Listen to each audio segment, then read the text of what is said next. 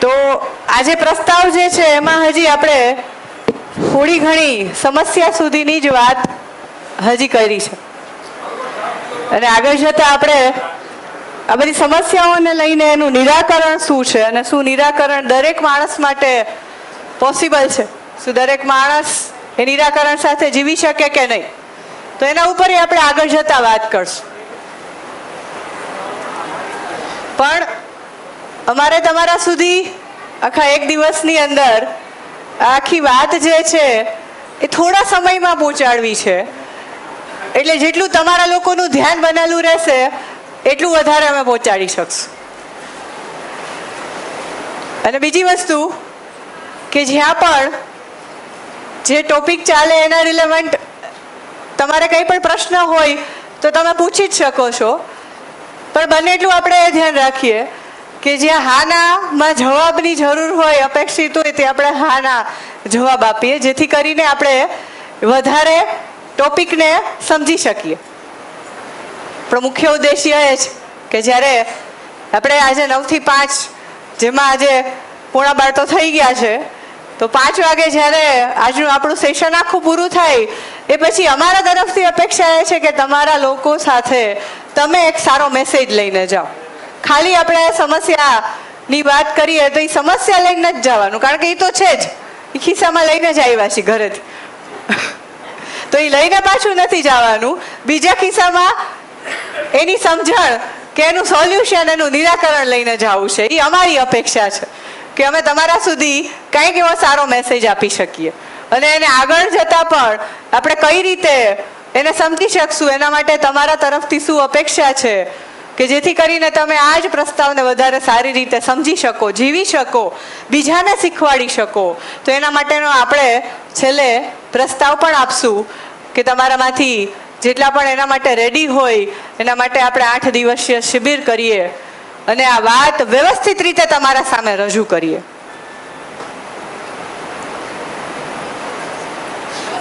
તો આપણી જે કંઈ પણ અપેક્ષા હશે અને અપેક્ષાને પૂરી કરવા માટે આજે પ્રસ્તાવ અમારા તરફથી મળશે તમને, એમાં એક વ્યક્તિથી લઈને સંપૂર્ણ અસ્તિત્વ સુધીના આપણા જે કાંઈ પણ પ્રશ્ન છે, જે કાંઈ પણ સમસ્યા છે, જે કાંઈ પણ આપણી જિજ્ઞાસા છે, એ બધા પ્રશ્નના તમામે તમામ ઉત્તર આ પ્રસ્તાવમાં છે.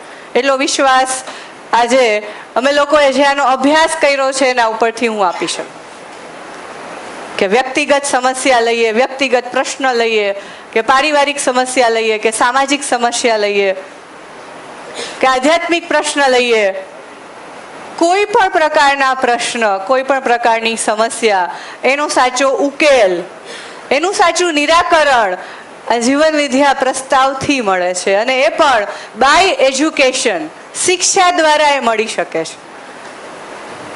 અને ભણેલો ગણેલો કોઈ પણ વિદ્યાર્થી જેને વાંચતા લખતા આવડે છે, 10-12 વર્ષથી લઈને 100 વર્ષ સુધીનો માણસ જે છે આ પ્રસ્તાવને સમજી શકે એટલી ખૂબી છે. તો જેટલું તમારું ધ્યાન સરસ બનેલું રહેશે એટલું આપણે વધારે સારી રીતે આગળ વાત કરી શકશું, સમજી શકશું અને પછી પણ આપણે આગળ સાથે મળીને આવા કાર્યક્રમને લઈને આગળ પરિવાર અને સમાજમાં એક સારી સ્થિતિ સાથે જીવી શકશું. એટલે તમારો માત્ર સમયની અપેક્ષા છે. નેક્સ્ટ જે આપણો બ્રેક હશે લંચનો, બરાબર, એ આપણે 1 થી 2 ની અપેક્ષામાં રાખેલો છે.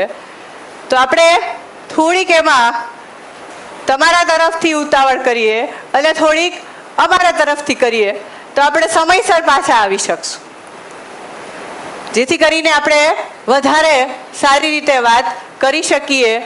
તમારા તરફથી પણ જો કંઈ પ્રશ્ન હોય તો એને પણ આપણે લઈ શકશું. બીજી એક વાત કે આ જે પ્રસ્તાવ છે એને સમજવા માટે આગળ અમે વાત તો કરશું જ, પણ છતાં પણ જે લોકોને એવું લાગે કે અઠવાડિયામાં કે 15 દિવસે જો આવી વાતને લઈને તમે લોકો મળતા હોય તો અમારે આવવું છે, તો એના માટે થઈને દર શનિવારે 4 થી 6 વાગે આત્મીયમાં જ આપણે આ વાતને લઈને 2 કલાક માટે સાંજે મળીએ છીએ 4 થી 6. જેમાં ઘણા લોકો આવે છે, તો આ કાર્યક્રમ પછી તમે એમાં પણ જોડાઈ શકશો અને એની થોડીક માહિતી આપણે બધા લોકો આવી જાય અને સાંજનો આપણો જે કાર્યક્રમ પૂરો થશે ત્યાર પછી આપણે એ બંનેનો પ્રસ્તાવ આપશું. ખાલી આ તમારા માઇન્ડમાં રહે એટલા માટે, કારણ કે ઘણા લોકો બ્રેક ટાઈમે આ પ્રશ્ન પૂછતા હતા. તો એક કોમન સૂચના તરીકે હું વાત કરું છું કે કાર્યક્રમમાં જોડાવા માટે, જેમાં આ જ બધી વાત થશે આપણા પરિવારની, આપણા સમાજની, આપણા બાળકોની અને સંબંધોની, વ્યવહારની, તો એના માટે થઈને જેની પણ ઈચ્છા હોય આવી શકે.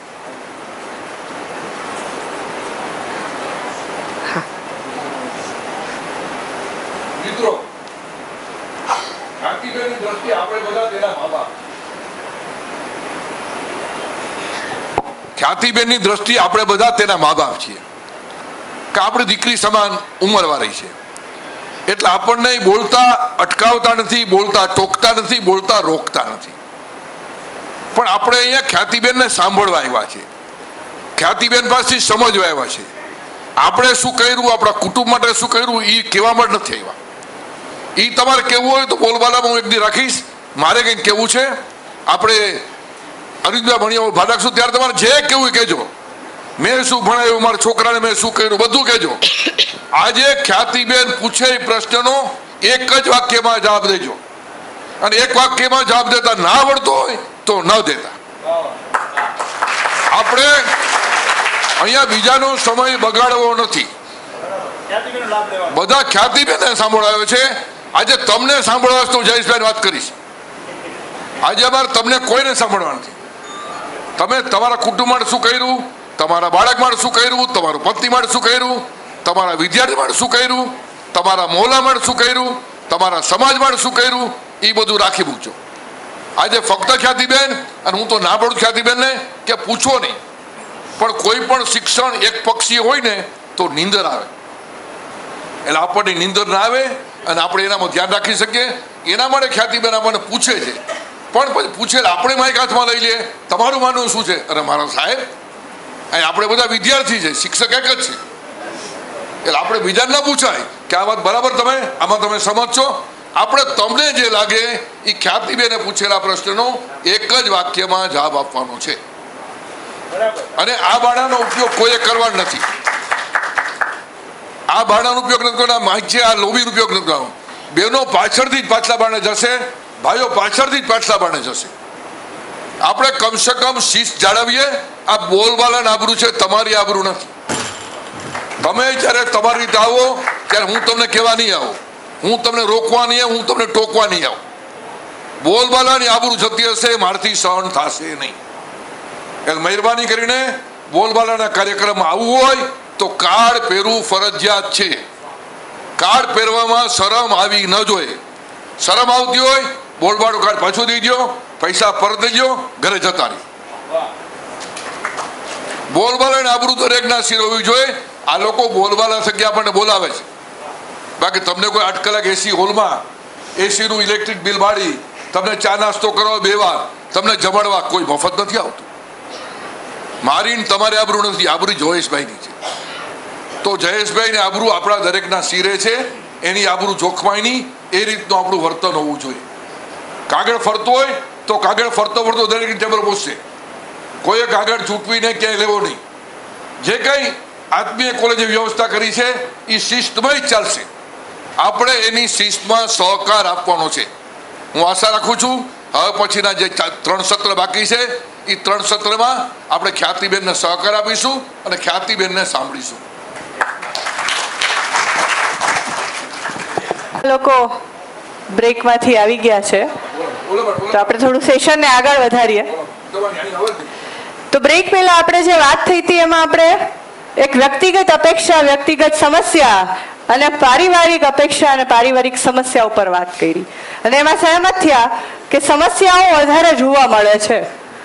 અપેક્ષા તો બનેલી જ છે, દરેક માણસમાં છે, દરેક સંબંધમાં છે, દરેક પરિવારમાં છે, પણ એ અપેક્ષા પૂરી નથી થતી, સમજાતી નથી. અને આપણે એક વાક્યમાં એ રીતે પણ સમજીએ કે અપેક્ષા પૂરી નથી થતી કારણ કે અપેક્ષા સમજાતી નથી. તો મારી અપેક્ષાનું મૂળ પકડમાં આવશે તો હું શું ઈચ્છું છું એ મને સમજાશે, અને એ જ વસ્તુ સામેવાળાને સમજમાં આવશે તો આપણે શું ઈચ્છીએ છીએ એને સમજાશે. ત્યારે સંબંધની અંદર જે વિશ્વાસ, જે સન્માન, જે સ્નેહની અપેક્ષા જે છે એની નિરંતરતા દેખાશે. નકર ક્યારેક હશે, ક્યારેક નહીં હોય. આ જ સ્થિતિ આપણા બધાની છે, અને એના કારણે સમસ્યાઓ આપણી સામે છે અને વધે છે, ઘટતી નથી. આગળ આપણે થોડુંક એને સમજશું તો પરિવાર પછી માણસનું ઇન્વોલ્વમેન્ટ, એટલે આપણે અહીંયા જે સમસ્યાની વાત કરી એ પણ એની જ વાત છે કે જે સ્તરમાં માણસ જીવે છે. તો પહેલું સ્તર હોય પોતાના સાથે જીવવાનું, બીજું હોય એના પરિવાર સાથે જીવવાનું, ત્રીજું સ્તર હોય સમાજમાં જીવવાનું. તો માણસ જ્યારે સમાજમાં જીવે છે, સમાજ એટલે કોણ? તો કે સમાજમાં જે લોકોને પોતાના ગણે છે, જે પરિવારને પોતાના ગણે છે, જે લોકોને મિત્ર તરીકે જોવે છે, એ એના માટેનો સમાજ. તો દરેક વ્યક્તિ માટેનો પોતાનો સમાજ અલગ છે, પણ જેને આપણે પોતાના ગણીએ છીએ, જે મારો પરિવાર છે, એની સાથે પણ આપણી ક્યાંક અપેક્ષાઓ જોડાયેલી છે. એને આપણે એક પરિવાર સ્વરૂપે જોશું તો પારિવારિક અપેક્ષા જ આપણને દેખાશે.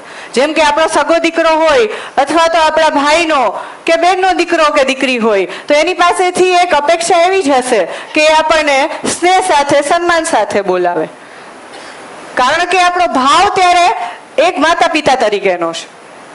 જ્યારે હું મારા સગા ભાઈ કે બહેનને જોઉં છું ત્યારે એની સાથેની અપેક્ષામાં મારો ભાવ એક ભાઈ કે બહેન જેવો છે, તો એ મને મારી વાતમાં સહકાર આપે, એ ભાવ જોડાયેલો છે. અને એ જ ભાવ મિત્ર સાથે જ્યારે આપણે વાત કરતા હોય તો મિત્ર પણ ક્યાંક આપણા ભાઈ કે બહેન સ્વરૂપે જ હશે, તો એની સાથે પણ એ જ ભાવ જોવા મળતો હોય. એટલા માટે જ્યાં મને એવું લાગે કે આ મારી વાત નથી સાંભળતો એને આપણે આપણા મિત્ર નહીં કહીએ, પણ જેની સાથે મને સારું લાગતું હોય, મારી વાત સાંભળતા હોય અને મને એવું લાગે કે મને સમજે છે, મારો ભાઈ કે બેન કે મારી મિત્ર. તો આ રીતે આપણે સમાજને જોઈ છીએ. તો સમાજની અંદર પણ જે સંબંધો છે એમાં ક્યાંક પારિવારિક સંબંધોને લઈને જે અપેક્ષા છે એ જ અપેક્ષા ત્યાં છે, પણ ત્યાં 24 કલાક રહેવાનું નથી થતું, એટલો ડિફરન્સ છે. એટલા માટે જેની સાથે 24 કલાક રહી ત્યાં સમસ્યાઓ વધારે દેખાય છે.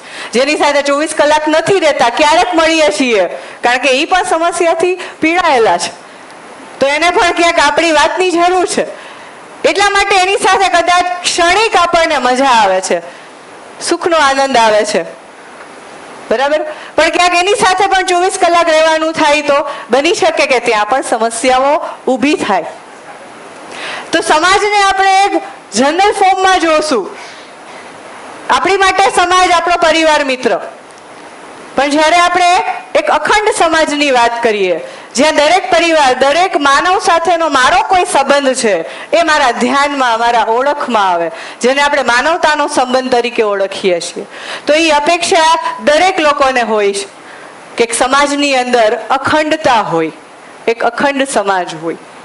અખંડ સમાજ એટલે કે દરેક માણસનો માણસ સાથેનો જે સંબંધ છે એ સંબંધ સાથે માણસ જીવે. દરેક લોકો, દરેક પરિવાર, દરેક માણસ જે છે એ પોતાની જવાબદારી અને સમજદારી પૂર્વક જીવે, ત્યારે જે અખંડ સમાજનું સ્વરૂપ બની શકે. અને એની જ સાથે આપણને અપેક્ષા હોય છે કે એક નિર્ભયતા જે છે એ સમાજમાં હોય. આજે આપણે જોઈ શકશું કે આજે દરેક પરિવાર જે છે એ જ્યારે બહાર નીકળે છે એના પરિવારથી, ત્યારે કોઈ અજાણ્યું વ્યક્તિ મળશે ત્યારે આજની તારીખમાં આપણે એના ઉપર કેટલો વિશ્વાસ મૂકી શકશું. અને એ જ 50 વર્ષ પહેલાની આપણે વાત કરીએ ત્યારે એટલો ભય નહોતો. ત્યારે આપણે કદાચ એકબીજાના ઘરે જવું હોય ત્યારે દરવાજામાં લોક પણ મારવાની જરૂર ના પડતી. આજે આપણે વિચારીએ કે જે લોક જે છે એને પણ શું કામ બનાવવું પડ્યું હશે, તો ક્યાંક માણસ વચ્ચે જે ડર છે, જે વિશ્વાસનો અભાવ છે કે હાય મારું કોક લઈને ના જતું રહે, મારું ઘરમાં કઈ ચોરી ના થઈ જાય, બરાબર, એના કારણે એક તાળું જે છે એ બનાવવામાં આવ્યું. તો તાળું વસ્તુ છે પણ મનની અંદર ભય છે. તો દરેક લોકો એવું ઈચ્છે છે કે આપણા મનની અંદર ભય ના હોય, નિર્ભયતા હોય, બરાબર કે નહીં? હા નામાં જવાબ આપીએ. તો દરેક લોકો નિર્ભયતા સાથે જીવવા માંગે છે. અને આજે જે તાળાનો એક્ઝામ્પલ મેં આપ્યો એને આપણે સમજવા જઈએ તો આજે ઘર ઘરમાં ડિજિટલ લોક આવી ગયા છે, ત્યાં સુધીની સિક્યુરિટી. તો આપણે વિચારીએ કે આટલી સિક્યુરિટીની જરૂર પડતી હોય તો એનો મતલબ માણસ માણસ વચ્ચેનો વિશ્વાસ વધે છે કે ઓછો થતો જાય છે? ઓછો થતો જાય છે. જો વિશ્વાસ વધતો હોય, બનેલો રહેતો હોય, નિરંતર રહેતો હોય તો એની જરૂર જ ના પડવી જોઈએ. અને જો માત્ર વસ્તુથી આપણી અંદરનો ડર જતો રહેતો હોવો જોઈએ તો આજની તારીખમાં આપણે બધા નિર્ભયતા સાથે જીવતા હોય, પણ માત્ર એક વસ્તુ કે તાળું જે છે એ મારી અંદરનો વિશ્વાસ બનાવવા માટે, સ્થાપિત કરવા માટે કંઈ કામ નથી આવતું. કારણ કે માણસ માણસ વચ્ચે જે આપણે પારિવારિક સમસ્યાઓની વાત કરી, વ્યક્તિગત સમસ્યાઓની વાત કરી, એ તો બનેલા જ રહેશે, એની માટે કોઈ તાળું કામ નહીં આવે. બરાબર? તો આજે સામાજિક સ્થિતિ આપણે જોઈએ તો અપેક્ષા દરેક માણસની એ હોય છે કે સમાજની અંદર નિર્ભયતા હોય અને એક અખંડ સમાજનું સ્વરૂપ હોય. પણ એની સામે આપણે સમસ્યા જોવા જાશું તો આજે સમાજની અંદર એક ભયમુક્ત વાતાવરણ છે. અને આપણે કદાચ એક સારી સ્થિતિમાં રહી છીએ એટલા માટે ભય ઓછો જોવા મળે છે. જેમ જેમ આપણે કોઈ એવા સ્ટેટમાં જઈ કે જ્યાં ક્રાઇમ વધે છે, લોકો ઉપરનો અવિશ્વાસ વધે છે, ઘણા બધા એવા અનુભવો થાય છે કે ઘરની બહાર નીકળવું કે નહીં એના ઉપર પ્રશ્ન છે. તો આ એક સમસ્યા છે કે જેમાં ભય જે છે એ સમાજની અંદર વધતો જાય છે. અને માણસની અપેક્ષા શું હોય છે? નિર્ભયતા સાથે જીવવાની. અને અહીંયા આપણે માણસની વાત કરીએ એટલે આપણે અહીંયા બધાની જ વાત કરીએ છીએ. પછી અહીંયા બેઠા છે ખાલી એ વ્યક્તિ જેવું ઈચ્છે એવું અપેક્ષા રાખે એવું તો નથી. દુનિયાના દરેક વ્યક્તિ એવું જ ઈચ્છતા હોય કે આપણે નિર્ભયતા સાથે જીવીએ. એ પોતાના મનને પ્રશ્ન પૂછશે તો જવાબમાં એક જ જવાબ આવશે કે હા, અપેક્ષા તો આની જ છે. બરાબર? તો સમસ્યા ભયમુક્ત સમાજ, એકબીજા પ્રત્યે દ્રોહ, વિદ્રોહ, યુદ્ધ, આ બધી સ્થિતિ સમાજમાં એટલા માટે ઉદ્ભવે છે કારણ કે માણસ માણસ વચ્ચેનો વિશ્વાસ ઓછો થતો જાય છે અને ભય વધતો જાય છે. એના કારણે જે છે એ પરિવારની અંદર અને બે પરિવારની અંદર અને સમાજની અંદર પણ આ સ્થિતિ ઉત્પન્ન થાય છે. અને એના કારણે જ આપણી માનસિકતાના કારણે સમાજને આપણે ખંડિત જોઈએ છીએ. આમ જોવા જઈએ તો આપણે જેને માનીએ એ આપણો સમાજ.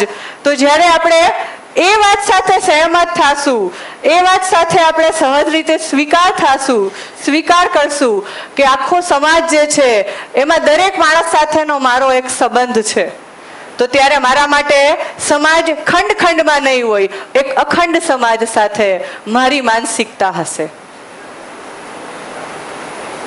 પણ આજે એ જ સમાજ ખંડિત છે એટલે આપણે એને ટુકડા ટુકડામાં જોઈશું. અને સમાજની અંદર જે એકતા, જે સંપની જરૂર છે એ પણ ઓછી થતી જાય છે. અને એ બધાની પાછળનું કારણ એ જ છે કે અપેક્ષા જે છે કે સમાજમાં માણસના જીવવાનું સ્વરૂપ શું હોવું જોઈએ એના નીતિ નિયમો જે છે એ ધ્યાનમાં નથી આવ્યા. અને આજે આપણે શિક્ષણ સાથે શું કામ એને જોડવું પડ્યું? કારણ કે શિક્ષણની અંદર એવા વિષયો તો ભણશે, ઘણા એવા વિષયો હશે, છતાંય સ્થિતિ એ નથી. વિષયમાં વાત તો કરવામાં આવતી હશે પણ એવું યોગ્ય વાતાવરણ, એવી રીતે જીવતા લોકો જે છે એ દેખાતા નથી. એટલા માટે વિષયો કે પુસ્તક પ્રમાણ નથી એ સાબિત થાય છે. જો એ હોય તો બુકમાં તો પુસ્તકોમાં ઘણું લખેલું છે પણ એનાથી મોટું પ્રમાણ છે જીવતો જાગતો માણસ. તો જે લખેલું છે, જે સમાજના નિયમો આપેલા છે એને જ્યારે અપેક્ષા સ્વરૂપે દેખાશે, સમજાશે, એક વ્યક્તિના આચરણમાં એ આવશે, એક પરિવારના આચરણમાં આવશે, સમાજના આચરણમાં આવશે અને એ જ શિક્ષાના વાતાવરણમાં એક વિદ્યાર્થી, એક બાળકનો ઉછેર થશે, પછી એ સમસ્યાઓ સાથે હશે જ નહીં. કારણ કે એની જે મૂળ અપેક્ષા છે એ પૂરી થાય છે તો એમાં ક્યાંય સમસ્યાઓ દેખાશે નહીં. સમસ્યાઓ દેખાણી કારણ કે અપેક્ષા ક્યાંક જે સહજ રીતે હતી એ પૂર્ણ નથી થઈ. એટલે ક્યાંક બાળકને ઘરમાંથી જ જે વિશ્વાસની અપેક્ષા છે અને વિશ્વાસ શું છે એ નથી સમજાતું, નથી દેખાતું, એટલા માટે મોટું થતા થતા એ પણ લોકો પર કેટલો વિશ્વાસ કરવો કે ના કરવો એના પર એને પ્રશ્ન થાય છે. જો યોગ્ય વાતાવરણ, વિષયની સાથે વાતાવરણ, પરિવારનું વાતાવરણ, સમાજનું વાતાવરણ એની સાથે ઉપલબ્ધ થાય તો સમસ્યા ક્યારેય થાય જ નહીં. તો એ હંમેશા સમાજને એક અખંડ સ્વરૂપમાં જોશે. ક્યારેક પ્રશ્ન પણ થાય કે આ પોસિબલ છે કે નહીં. એટલા માટે જ સૌથી પહેલા જે મેં વાત કીધી હતી એ પ્રમાણે કે આપણે આપણા જીવનમાં આપણા મનની અંદર એ પ્રશ્ન પૂછવાનો, એનો જવાબ આપણને મળશે. અપેક્ષામાં શું છે, એ થાય કે ન થાય, કેવી રીતે થાય એને આપણે પછી સમજશું. પણ પહેલા મારી અપેક્ષા શું છે સમાજની અંદર, પરિવારની અંદર, તો મને એ વાત દેખાશે. જો અપેક્ષા હોય તો એનો મતલબ પૂરી પણ થઈ શકે. શું કામે? કારણ કે એ અપેક્ષા દરેક માણસ સાથે જોડાયેલી છે, કોઈ એક વ્યક્તિગત અપેક્ષા નથી. હું કોઈ પણ પ્રશ્ન પૂછું એનો જવાબ કદાચ એ જ આવે. એ જ રીતે આપણે આગળ પ્રકૃતિ સાથેનો સંબંધ જોઈએ તો પ્રકૃતિ સાથેની જે અપેક્ષા હોય એમાં મુખ્ય રીતે શુદ્ધ પાણી, શુદ્ધ હવા, શુદ્ધ ખોરાક, કે પ્રકૃતિમાંથી મને એ મળે. જે પણ આપણી તકનીકી વ્યવસાયિક શિક્ષા, તકનીકી શિક્ષાની આપણે વાત કરી, એના પછી આગળ ધંધો, નોકરી, વ્યવસાય કાંઈ પણ કરે, પણ એના જીવવા માટે, એના શરીરના પોષણ માટે એને ખોરાકની જરૂર તો પડશે, હવાની જરૂર તો પડશે, પાણીની જરૂર તો પડશે જ. કારણ કે કોઈ વસ્તુ, કોઈ સુવિધા એ માત્ર ને માત્ર એની પ્રથમ શરૂઆત, એનો પ્રાઇમરી સ્ટેજ પાણી, હવા ને ખોરાક છે. જો એ જ અશુદ્ધ હશે તો વિષયો તો આના પણ ભણાવવામાં આવતા હોય છે કે કઈ રીતે શરીરનું પોષણ થાય, કેટલા વિટામિન્સની જરૂર પડે, એમાં કઈ બીમારીઓ આવે તો એને કઈ રીતે સમજી શકાય, આ બધુંય વિષયોમાં છે અને ખૂબ સારી રીતે સમજાય પણ છે. પણ અપેક્ષામાં જે છે એ પૂરી થાય છે કે નહીં? શું આજે આપણને શુદ્ધ પાણી મળે છે, શુદ્ધ હવા મળે છે, શુદ્ધ ખોરાક મળે છે? આના પર પ્રશ્ન છે. કારણ કે એનો અનુભવ પણ તમે લોકોએ કદાચ વધારે કરેલો હશે. શું કામે? કારણ કે તમારા જીવનનો અનુભવ વર્ષ વધારે છે. તો તમે જે પહેલા અનુભવ્યું હશે કે અમે શુદ્ધ વાતાવરણમાં જીવતા, શુદ્ધ પાણી પીતા, તળાવનું પાણી પીતા છતાં પણ શુદ્ધ હતું, કોઈ બીમારીઓ કે કોઈ રોગ ના આવતા, શુદ્ધ ખોરાક લેતા અને શુદ્ધ હવા પણ મળતી. અને આજે તમે એ વાતાવરણ અનુભવતા હશો. તો આ એક સમસ્યા છે કે જ્યાં દિવસે ને દિવસે અશુદ્ધતા વધતી જાય છે અને એના કારણે મુખ્ય બધી જ બીમારીઓ પ્રસરે છે. આટલું સરસ શિક્ષણ હોવા છતાં પણ સમસ્યાઓ વધતી જાય છે. ટેકનોલોજીનો આપણે જોઈએ તો ખૂબ સારો વિકાસ થયો હશે. આજે આપણી પાસે પહેલા બહુ ઓછી સુવિધા હતી, આજે સુવિધાના નામે આપણી ઘરમાં એક ગાડી, એક સ્કૂટર, એક એસી, એક મશીન, બધી જ તમામ વસ્તુ છે કે જેનાથી માણસ બહુ આરામદાયક જિંદગી જીવી શકે. તો એક પ્રકારનો વિકાસ છે. પણ એ વિકાસની સાથે આ સમસ્યા, એનું શું?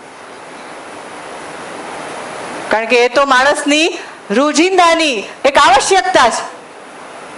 સારા ખોરાક વગર, સારા પાણી વગર, સારા હવા વગર કઈ રીતે એ પોતાના જીવનનો નિર્વાહ કરી શકશે? સમસ્યા તો આવશે જ. અને કદાચ એવું પણ બની શકે કે તમે તો શુદ્ધ પાણી, હવા, ખોરાક લીધેલા હોય, પણ અમારા પછીની પેઢીઓ અને એની પણ પેઢીઓ જે છે એ કદાચ શુદ્ધ વસ્તુ શું છે એ જ એની સામે નહીં આવે. એનો જન્મ જ અશુદ્ધ વાતાવરણ, અશુદ્ધ હવા, અશુદ્ધ પાણી, અશુદ્ધ ખોરાકથી થશે. કદાચ ત્યારે પાણીના પણ પૈસા હોય એવું પણ બની શકે, એવી સ્થિતિ સર્જાઈ શકે છે. એટલા માટે સમજવું જરૂરી છે કે તકનીકી શિક્ષણ, વ્યવસાયિક શિક્ષણની અંદર, વિષયોમાં, પુસ્તકની અંદર ઉલ્લેખ બધો થયો છે, પણ એના માટેનું વાતાવરણ કે આચરણ નથી.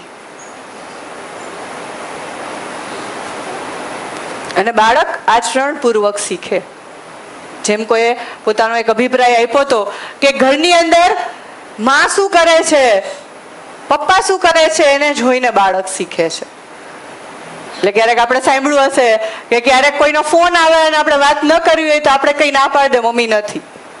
તો એ જવાબ પણ સાચો જ આપે છે એની રીતે, કારણ કે એની માટે આપણે બોલીએ જ સાચું. મમ્મીએ કીધું, મમ્મી નથી.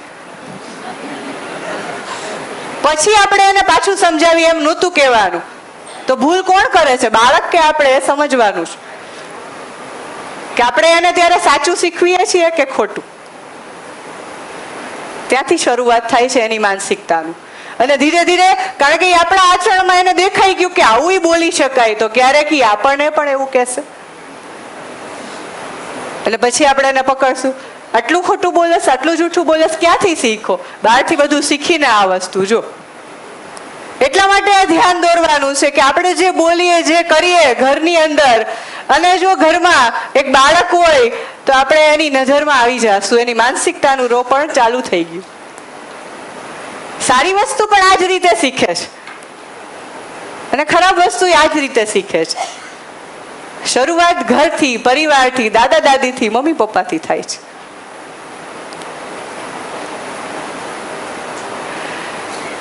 તો આપણે આ 4 લેવલ ઉપર જોઈએ કે જ્યાં માણસનું જીવવાનું જે છે જોડાયેલું છે. વ્યક્તિગત, પરિવાર, સમાજ, પ્રકૃતિ.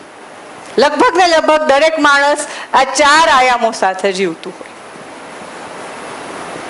અને એના વગર એની જિંદગી પણ અધૂરી છે. એ પણ આપણે જોયું હશે કે હું છું એટલે મારે મારા સાથે મારા વિચારો પૂર્વક તો જીવવાનું જ છે.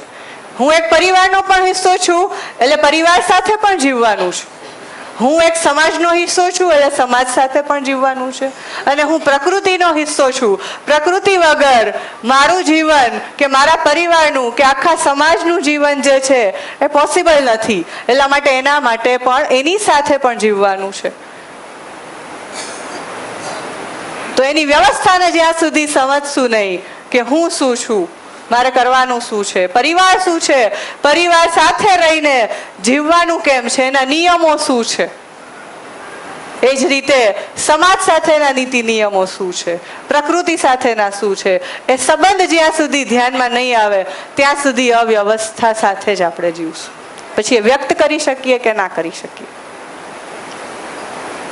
અને દરેક સમસ્યાઓ આ 4 સ્તર ઉપર જ જોવા મળશે, કે વ્યક્તિમાં, કે પરિવારમાં, કે સમાજમાં, કે પ્રકૃતિમાં. અને જો એમાં મારી સમજ બની ગઈ તો આ 4 સ્તર ઉપર મારી જિંદગી ખૂબ સારી રીતે હું જીવી શકીશ, બીજાને પણ શીખવાડી શકીશ, સમજાવી શકીશ. તો આગળ આપણે સમજીએ કે જે સમગ્રતામાં શિક્ષા જે છે એમાં કેટલા લોકોનું યોગદાન આપણને જોવા મળશે.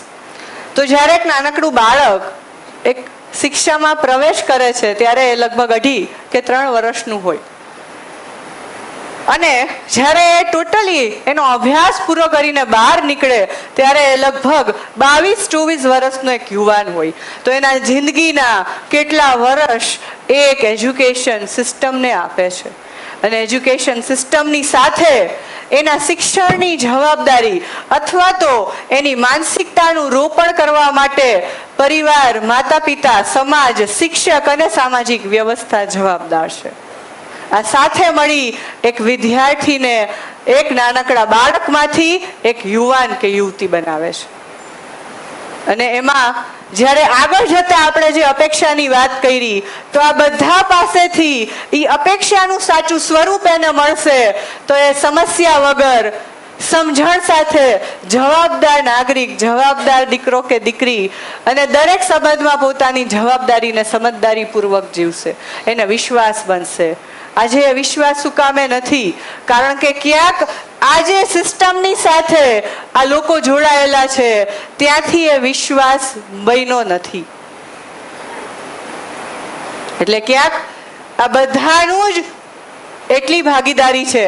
કારણ કે આપણે સમજીએ કે એક દીકરી સાસરે જાય અને ભૂલ કરે તો આપણે જનરલી શું કહેતા હોય કે એને માએ કંઈ શીખવાડ્યું નહીં હોય, એટલે લગભગ દોષ કોને આપવામાં આવે ત્યાર સુધી આપણે એ કહેવત છે એ પ્રમાણે એક માને. પણ માની લ્યો કે એક વિદ્યાર્થી તરીકે આપણે એને જોઈએ તો વિદ્યાર્થી તરીકે એ ભૂલ કરે છે, તો આપણે કોને દોષ આપશું? શિક્ષક હશે એ શું કહેશે કે આના ઘરનું વાતાવરણ નથી બરાબર, એના મમ્મી પપ્પાનું નથી બરાબર. મમ્મી પપ્પા હશે એ કોના ઉપર જવાબદારી? શિક્ષક ઉપર. એટલે જે ભૂમિકામાં છે એ પોતાની જવાબદારી નહીં સમજે ત્યાં સુધી બીજા ઉપર ઠાલવતા રહેશે. પણ સાથે મળીને કંઈક પ્રયાસ થશે તો એ બાળકનું ઘડતર કંઈક અલગ હશે. એટલે જ કંઈક એવી વાત થઈ હતી ત્યારે આપણે એ પણ ધ્યાનમાં લીધું કે એક શિક્ષક જે છે એની પાસેથી આપણે વિચારીએ કે 2 કે 3 વર્ષનું બાળક એક એજ્યુકેશન સિસ્ટમમાં પ્રવેશ કરે છે ત્યારે એને નથી ખબર શિક્ષક, ગુરુ, ટીચર કોણ.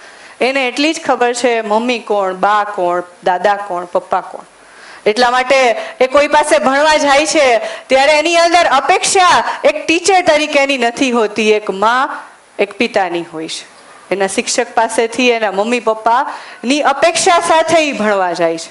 એને એ પણ નથી ખબર ભણવું શું. એટલે એને એવું જ લાગે કે મારા ઘરે મારા મમ્મી જે મને હૂંફ, જે પ્રેમ, જે સ્નેહ આપી મારી સાથે વાત કરે છે, સમજાવે છે, એ જ મને મારા ટીચર આપશે. પણ ક્યારેક એવું ઊંધું થઈ જાય છે કે એક શિક્ષક કદાચ એ ભાવ નથી આપી શકતા પણ ઘરે માત પિતાની બદલે એ શિક્ષકની ભૂમિકામાં વધારે આવી જાય છે. બાળકની અપેક્ષા હોય કે એ મમ્મી પપ્પાને મમ્મી પપ્પાની જેમ જ જોવા માંગતું હોય. એને નથી ખબર 1 2 3 ABC શું છે. એને એ જ ખબર છે કે મારા મમ્મી છે, મારા પપ્પા છે, એ જે કરે છે એના માટે આઈડિયલ હોય. એટલા માટે નાનપણથી આપણે જોશું તો બાળક જે છે એ અનુકરણ કરીને આગળ વધશે. એ સાવ નાનું હોય, બોલતા ચાલતા નથી આવડતું, આપણે હાથ ઊંચા કરશું તો એ એમ કરશે, આપણે જે એક્શન કરશું એ એમ કરશે.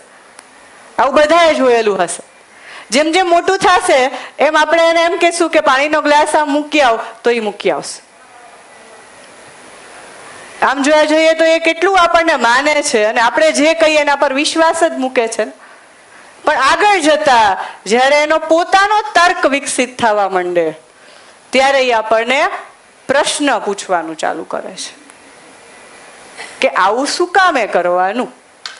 અને ત્યારે આપણી પાસે યોગ્ય ઉત્તર ના હોય તો પછી એ વિશ્વાસ કરશે કે નહીં એના ઉપર પ્રશ્ન છે. તો આખી આપણે સિસ્ટમ જોશું તો એક નાનકડું બાળક સિસ્ટમમાં પ્રવેશ કરે અને ક્યુવાન બનીને બહાર નીકળે અને 4 સ્તરની અપેક્ષા જે આપણે જોઈ એ અપેક્ષા સાથે આપણે અને એ પોતે એ અપેક્ષા સાથે હશે. પણ ક્યાંક એને એ અપેક્ષા કેમ પૂરી થાય એનો વિશ્વાસ નહીં બન્યો હોય, એનો વિષય હોવા છતાં પણ એ વિષયને કઈ રીતે પોતાના જીવનમાં ઉતારવું એની સમજ નહીં બની હોય અને વિચારીએ કે આપણે વિદ્યાર્થી પાસેથી અપેક્ષા રાખીએ કે એક સારા માતા પિતાની, એક સારા દીકરા દીકરીની ભૂમિકામાં એ આવે તો એ કઈ રીતે પોસિબલ થાય. તો અપેક્ષા તો બનેલી જ રહેશે પણ એની માટે એની તૈયારી જ નથી થઈ. એ ખાલી ઉંમરમાં આપણે જોવા જઈએ તો કદાચ યુવાન હોય એટલા માટે આપણી અપેક્ષા હોય કે એનું કામ ઈ જાતે કરે, જવાબદાર બને. પણ એની તૈયારી માટે, એની માનસિકતા માટેની તૈયારી માટે નાનપણથી મોટા થાય ત્યાં સુધીમાં એને જે મળવું જોઈએ એ ક્યાંક નથી મળ્યું તો કઈ રીતે અપેક્ષા પૂરી કરી શકે? કારણ કે પોતાની અંદર વિશ્વાસ જ પહેલા તો બને નહીં કે હું જીવી શકીશ આ રીતે, સારી જિંદગી જીવી શકીશ, સંબંધોમાં વિશ્વાસપૂર્વક જીવી શકીશ. તો શું લાગે છે બધાને કે બરાબર વાત થાય છે કે નહીં?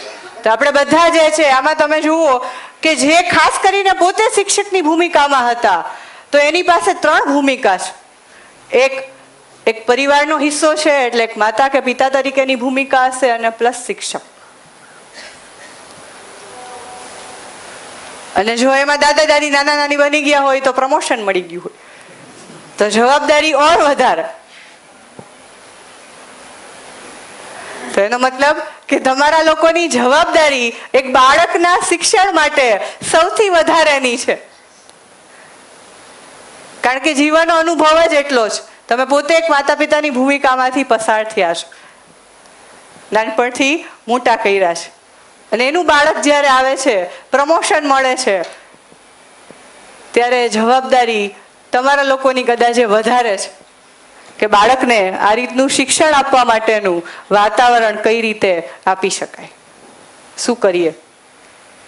બીજાને સૂચના આપ્યા વગર શું કરીએ કે તારે આમ કરવું જોઈએ કે તારે આમ ન કરવું જોઈએ? એની બદલે હું શું કરી શકું અથવા હું એ રીતે કરું એટલે ચાલુ.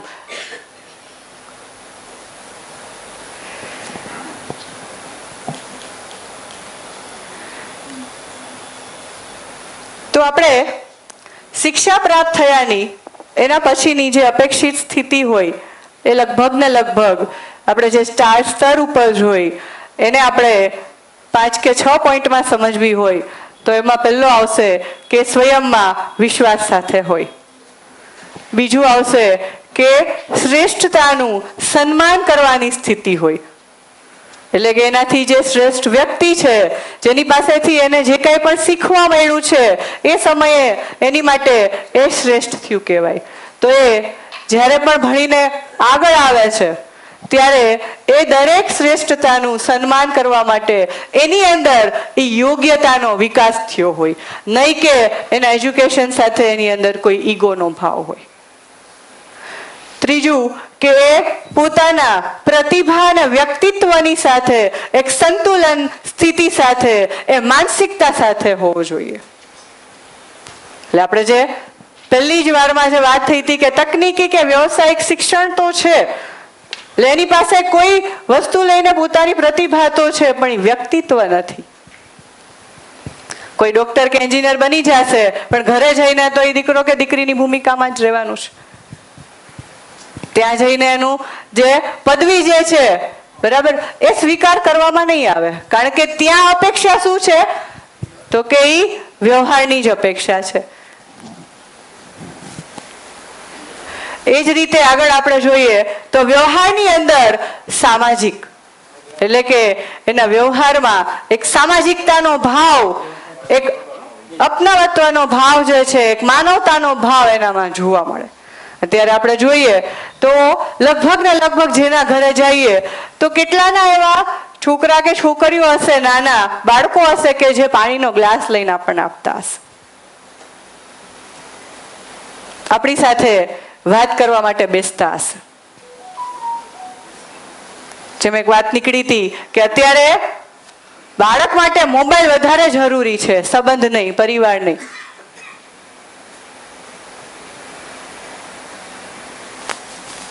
તો એના વ્યવહારમાં એ સામાજિકતાનું સિંચન થાય.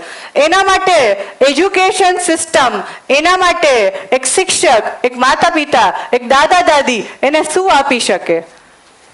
તો જ્યારે આપણા ઘરની અંદર આપણા માટે આ વસ્તુની કિંમત કરતા માણસની કિંમત શું છે એ આપણા આચરણથી એને દેખાશે તો જ સમજાશે.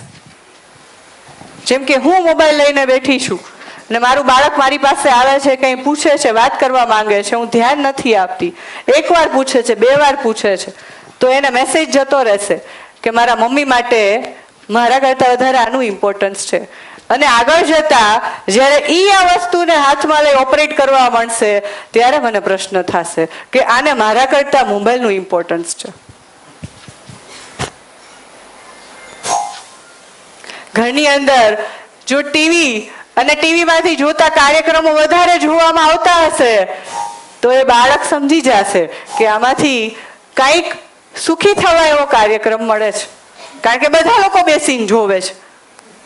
તો જોવામાં કોઈ મનાઈ નથી, ખાલી વાત એટલી જ છે કે બાળકની અંદર એ યુવાન બને ત્યાં સુધી એનું માનસિકતાનું ઘડતર કઈ રીતે થતું હોય પરિવાર સાથે, એમાં પરિવારની ભાગીદારી ભૂમિકા કઈ રીતે આવતી હોય. તો આ નાની નાની વસ્તુ બાળકની માનસિકતાનું રોપણ કરે છે. અને જ્યારે એને એ સમજાઈ જાય છે કે ઘરની અંદર જો સુવિધાને લઈને, પૈસાને લઈને વધારે વાતચીત થાય છે, એના ઉપર વધારે આર્ગ્યુમેન્ટ થાય થાય છે તો બાળકને મેસેજ જતો રહ્યો કે પરિવારની અંદર સંબંધ કરતા વધારે સુવિધાની જરૂર છે, એના વગર ના જીવાય. અને એ મોટું થઈને જ્યારે પોતાના સુવિધા માટે થઈને, પૈસા માટે થઈને આપણાથી દૂર જતું રહેશે ત્યારે આપણને આ બધું યાદ આવશે. એવું બની શકે. એવું નથી કે દરેક ઘરમાં આ સ્થિતિ હોય. ઘણા લોકો સારા પ્રયાસ કરતા પણ હોય છે, એના ઘરની અંદર એક સારું વાતાવરણ પણ હોય. તો દરેક ઘરની અંદર આ સ્થિતિ છે એવું નથી. પણ અહીંયા આપણે વાત કરીએ છીએ કે સમાજમાં જે આ બધી સમસ્યાઓ વધતી જાય છે એનો ક્યાંક આપણે પણ અનુભવ કરીએ છીએ, તો એના માનસિકતાનું રોપણ એક બાળકથી લઈને યુવા સુધી કઈ રીતે થતું હોય એની આપણે અહીંયા વાત કરીએ છીએ. તો ઘરની અંદર વધારે ને વધારે આપણે જોઈએ તો એક ઘરની અંદર એક પતિ પત્ની હોય તો એની અંદર કેટલી વાતચીત થતી હોય. આજે શું બનાવવું છે, આજે આ શાક બનાવવું છે, આ વસ્તુ લેતા આવજો. અને વર્ષો પહેલા જ્યારે નવા નવા લગ્ન થયા હોય ત્યારે વાતચીત કરવા માટે આપણી પાસે સમય હોય પણ ખરા અને આપણને એ ગમતું પણ હોય કે આપણે કાંઈ પણ કરીએ એમાં સાથે મળીને વાતચીત કરી, સંવાદ કરી, એક સારા નિર્ણય પર આવીએ. પણ વર્ષો જતા એ સંવાદ ઘટતો જાય છે અને વિવાદ વધતો જાય છે. આવું થાય છે કે નહીં? હા કે ના જવાબ આપી.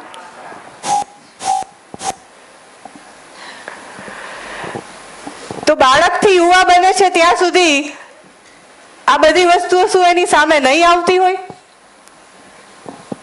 આ બધું એની સામે, એના નજર સામે એ નહીં જોઈ શકતું હોય? જોવે જ છે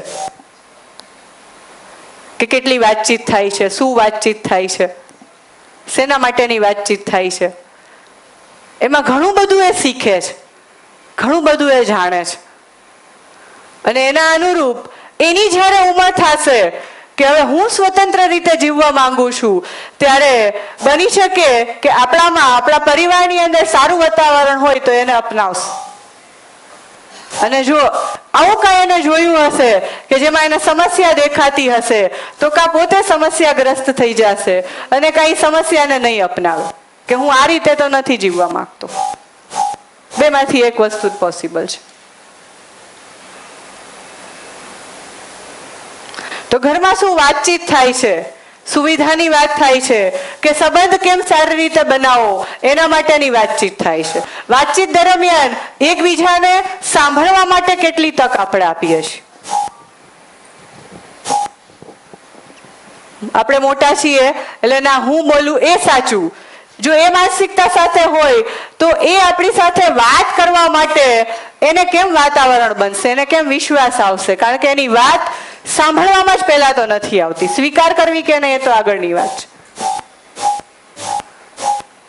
તો જ્યારે વાત એક પ્રસ્તાવ રૂપે મૂકવામાં આવે કે મારા જીવનનો અનુભવ આ કે છે, હવે તમે જુઓ, તમારે આ રીતે ચાલુ હોય તો ચાલીને એકવાર જોઈ લઈએ, પણ મારા જીવનનો અનુભવ આ કે છે કે આવું કરવાથી મેં આવું અનુભવ કર્યું છે. તો કદાચ એ આપણી વાતને પ્રસ્તાવ રૂપે જોશે, કારણ કે એને આપણે પ્રસ્તાવે આપી છે, સ્વતંત્રતા આપી છે નિર્ણય લેવા માટે. બે વસ્તુ સાથે છે. તો આપણે આપણો નિર્ણય એની ઉપર ઠોસી નથી દેતા કે ના આમ જ ચાલવું જોઈએ. કારણ કે બાળક હશે એ કદાચ આપણે એની ઉપર બળજબરીથી કોઈ નિર્ણય ઠોકશું તો એ અપનાવી લેશે, ગમશે કે ના ગમે. કારણ કે એની પાસે પોતાનો કોઈ એવો વિચાર હજી નથી. ધીરે ધીરે એનામાં તર્ક આવવા માંડે, યુવાનની સ્થિતિમાં આવે ત્યારે પોતાને સ્વતંત્ર રીતે શું કરવું છે એની માટે એને સ્વતંત્રતા જોતી હોય, એને પોતાના નિર્ણય લેવા હોય.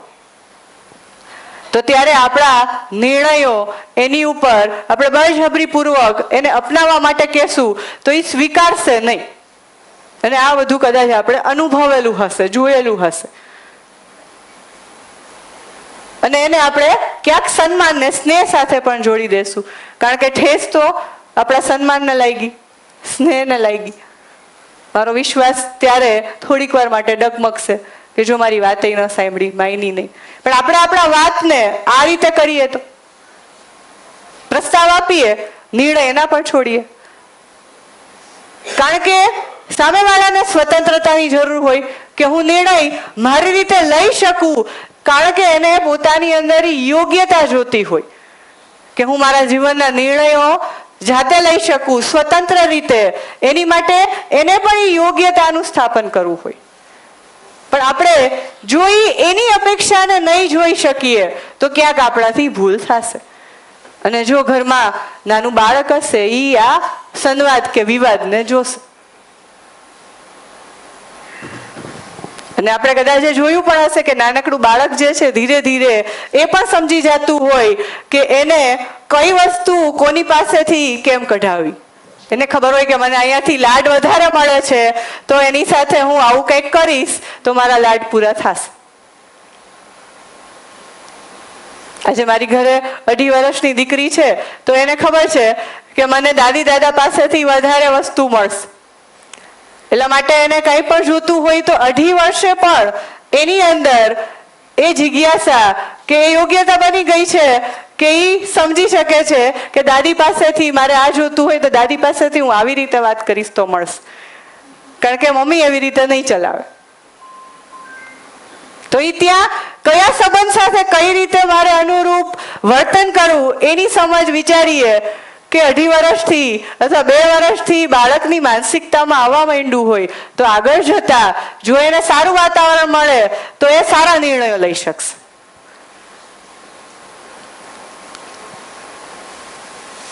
સાચી સમજણ મળે તો પોતે સમજદાર બની શકશે.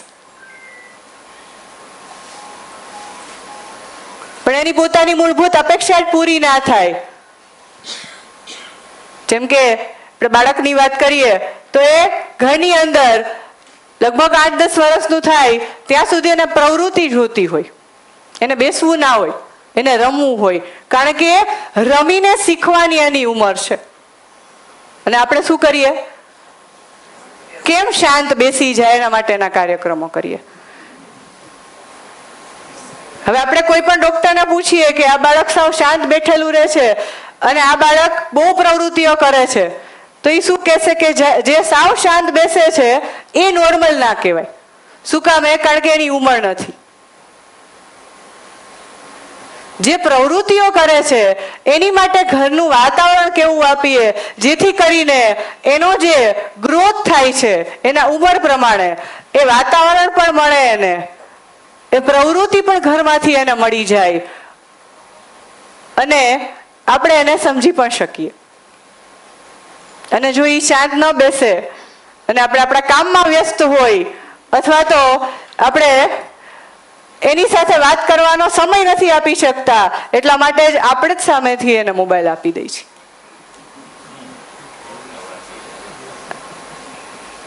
અને પછી આપણે જ પ્રશ્ન શું કરીએ કે અમારા જમાનામાં તો અમે સાવ ઓછું ટીવી જોતા, સાવ ઓછો મોબાઈલ તો હતો જ નહીં. પણ એક વખત આપણે વિચારીએ બાળક જે ઉંમરમાં છે એને જન્મથી આ બધી વસ્તુ જોઈએ છીએ, બરાબર? પણ કદાચ આપણે નાના હશું અને આપણી સામે ટેકનોલોજી હોત તો આપણે એ જ કરત જે બાળક અત્યારે કરે છે.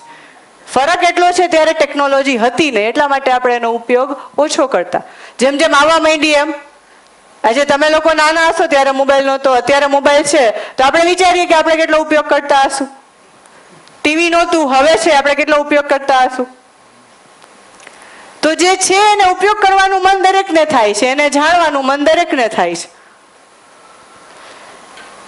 પણ અત્યારની જનરેશન સામે એ બધી સુવિધાઓ જન્મથી જ જોવે છે અને એ પણ જોવે છે કે પરિવારની અંદર દરેક માણસ જે છે એ દરેક સુવિધા સાથે છે અને સુવિધાના કારણે સુખી દુખી થાય છે. તો સુવિધા કંઈક મોટી વસ્તુ છે. એનો પહેલો પાર્ટ મોબાઈલ.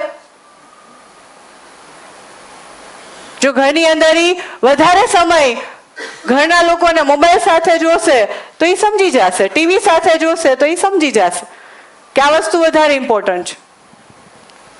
કારણ કે બાળક એટલું પણ જોઈ શકે છે ઘરમાં કે ઘરની અંદર સંવાદ કેટલો થાય છે. આપણે વિચારીએ કે ઘરની અંદર 4 વ્યક્તિ હોય તો 4 વ્યક્તિ ભેગા મળીને કદાચ સાથે બેઠા તો હશે પણ જોતા હશે ટીવી. આવું વધારે જોવા મળતું હશે.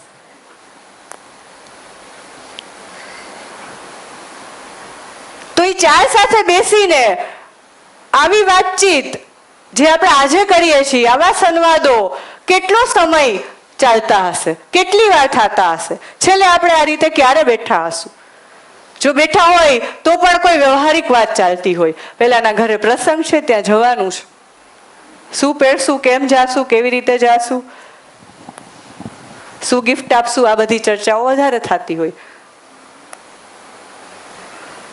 તો સંબંધની જે મૂળભૂત અપેક્ષા છે એ અપેક્ષા ઉપર કેટલો સંવાદ, કેટલી વાતચીત? કારણ કે અપેક્ષા તો 24 કલાક બનેલી છે. એવું તો નથી કે આજે તમને કોઈ સન્માન સાથે બોલાવે ને કાલે ન બોલાવે તો ચાલશે? નહીં ચાલે. જેની જરૂર અત્યારે છે, પછી પણ છે, કાલે પણ છે ને 24 કલાક બનેલી છે. તો એનો મતલબ કે એ અપેક્ષા જે છે એ સુવિધા કરતા કંઈક મોટી વસ્તુ છે. જો આપણા ધ્યાનમાં કે પકડમાં આવી જાય તો એના માટે સંવાદ ચાલુ થઈ જાય. પણ એ અપેક્ષા, મૂળભૂત અપેક્ષા ધ્યાનમાં નથી આવતી, સમસ્યાઓ ધ્યાનમાં આવે છે.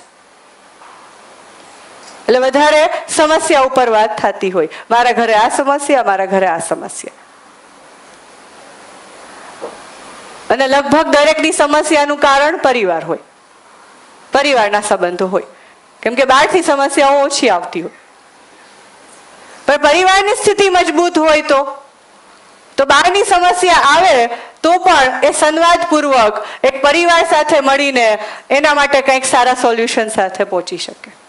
કદાચ બીજા બે પરિવાર એ પરિવારને એક આદર્શ પરિવાર તરીકે આગળ વધી શકે. પણ એવું આજે સમાજમાં ઓછું જોવા મળે છે. એમ તો ન કહી શકીએ કે નથી. તો આ જ વાતાવરણ બાળકને જ્યારે મળે, કે જ્યારે સમાજની અંદર એક પરિવારને, એવા અનેક પરિવારને જોવે, અનેક સંબંધને જોવે, અનેક પતિ પત્ની સંબંધને જોવે, અનેક માતા પિતા સંબંધને જોવે, અનેક ભાઈ બહેન સંબંધને જોવે, અને એમાંથી એને કાંઈક જે પોતાની અપેક્ષા છે એના પ્રમાણે એનો એ વિશ્વાસ બને કે પતિ પત્ની સંબંધમાં આ રીતે જીવાય, માતા પિતા સંબંધમાં આ રીતે જીવાય. અત્યારની સ્થિતિ શું છે કે બધાના સંબંધમાં એ કોઈ નિશ્ચિત આચરણ પકડી નથી શકતું, બધાનું આચરણ અલગ. અને એમાં ક્યાંક પોતાની સ્વતંત્રતા એટલે મનમાની એ મેસેજ લઈને આગળ વધે છે. એટલા માટે જ્યારે આપણું બાળક મોટું થાય, એક યુવા કે યુવાન બને, અને પોતે જ્યારે સ્વતંત્રતાના નામે મનમાની તરફ આગળ વધે, ત્યારે આપણને એ સ્વીકાર નથી થતું. પણ જો એને નાનપણથી વાતાવરણ મળ્યું હોય કે સ્વતંત્રતા એનો મતલબ શું, કે મનમાની નહીં પણ એ સ્વ અનુશાસનમાં રહે, સામાજિક બને.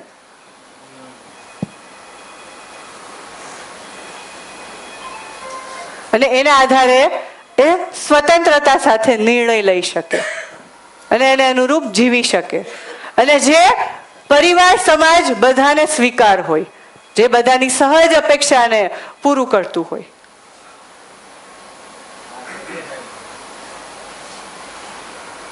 પણ સ્થિતિ એવી નથી.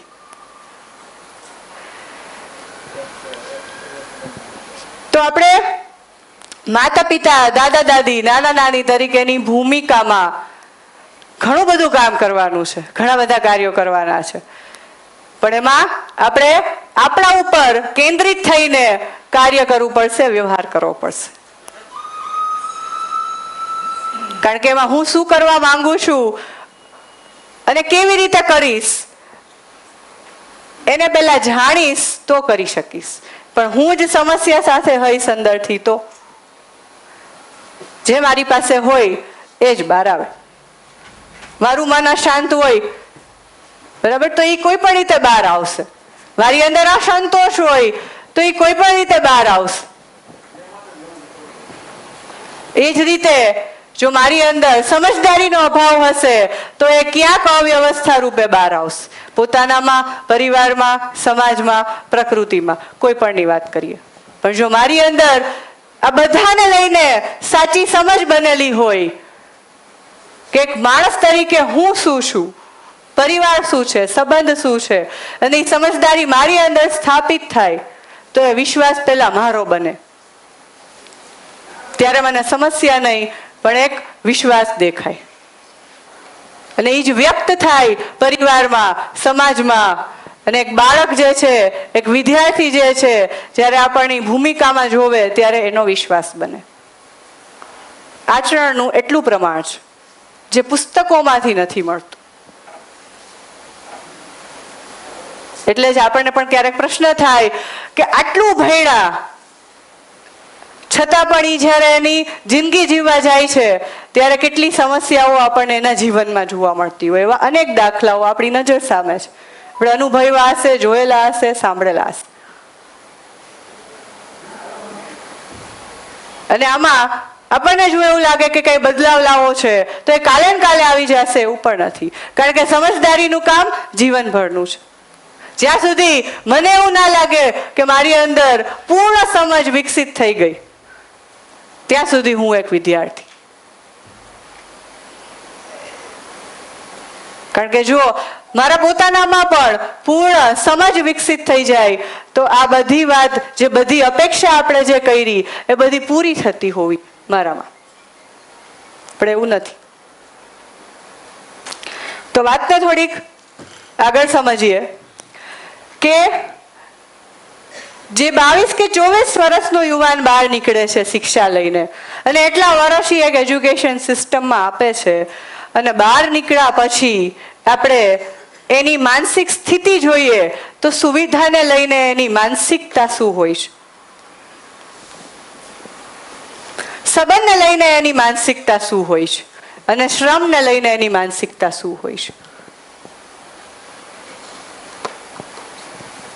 આ ત્રણ વસ્તુ ઉપર આપણે એક એક લાઈનમાં જવાબ આપીએ અને વાત કરીએ ત્યારે બની શકે કે સરખા જવાબ હોય તો આપણને જ્યાં એવું લાગે કે આ જવાબ હું આપવા માંગતી હતી, હું આપવા માંગતો તો એ જ છે, તો આપણે એને ન બોલીએ કારણ કે એ વાત થઈ ગઈ છે.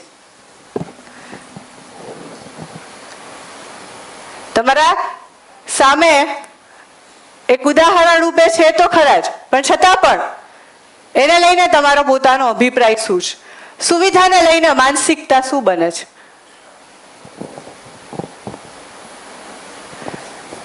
સુવિધા ભોગનું સાધન છે, શું એ માનસિકતા બનતી આપણને જોવા મળે છે કે નહીં એક યુવાનમાં?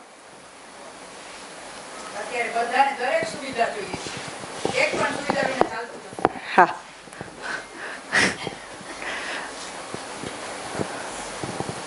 સાચી વાત છે.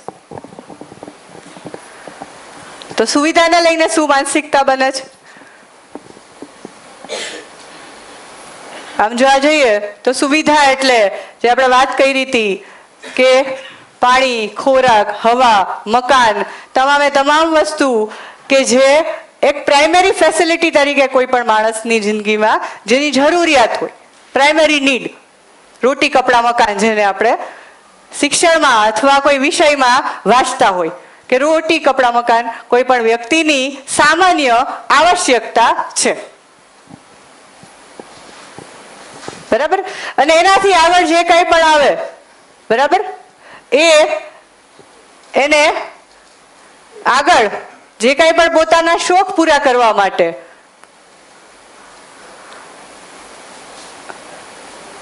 અથવા તો એ સુવિધાનો વધારો કરવા માટે એ બીજી વસ્તુની જરૂર પડતી હોય,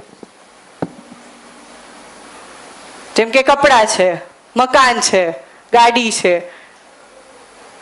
તો આપણે કોઈ પણ એક પરિવાર કે કોઈ પણ એક વ્યક્તિની વાત કરીએ તો આ બધાને લઈને એની આવશ્યકતા કેટલી હશે? બહુ સીમિત હશે કે અસીમિત હશે?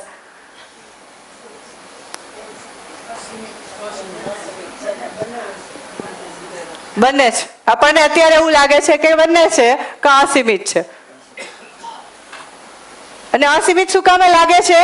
કારણ કે એ સુવિધાને લઈને મારા મનની અંદર સંતોષ નથી થતો કે કેટલા કપડાં લઈને હું સંતોષ અનુભવીશ, મારી પાસે કેટલા ઘર હોય એને લઈને હું સંતોષ અનુભવીશ, મારી પાસે કેટલી વસ્તુ હોય, કેટલા પૈસા હોય એને લઈને હું સંતોષ અનુભવીશ. તો એનું મૂળ પકડવા ફરીથી જાશું તો સંતોષનો જે ભાવ જે છે એ મૂળમાં આવશે. સંતોષ મળતો નથી.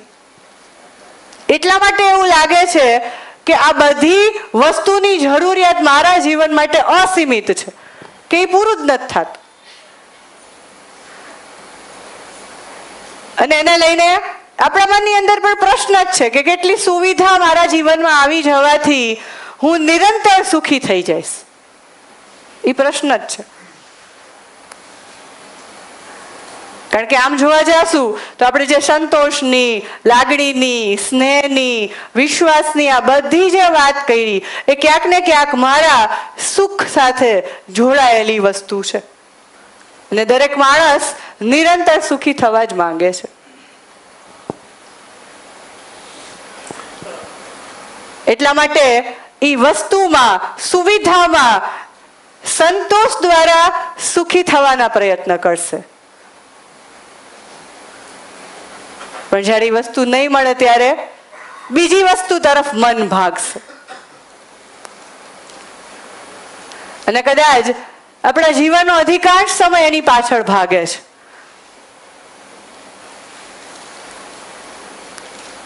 અને જ્યારે આ ઉંમરે પહોંચીએ છીએ ત્યારે કદાચ ધ્યાન જાય છે કે આ બધી અપેક્ષાઓ તો પૂરી જ નથી થઈ, અધૂરી છે.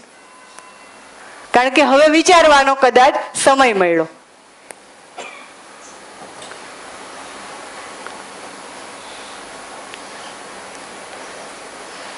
બરાબર કે નહીં?